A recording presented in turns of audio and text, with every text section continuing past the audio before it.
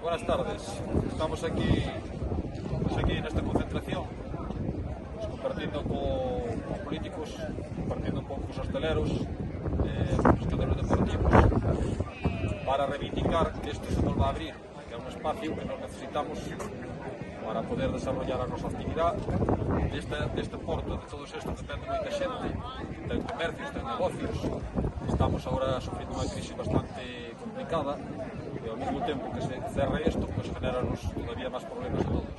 Esta xente simplemente quere vir pescar e pasalo ben, non facerlle daño a nadie, que isto trata de vir a pescar e ser un pouco todos unidos e xa está. E nada, pedimos que se nos abra outra vez os portos, podamos vir a pescar.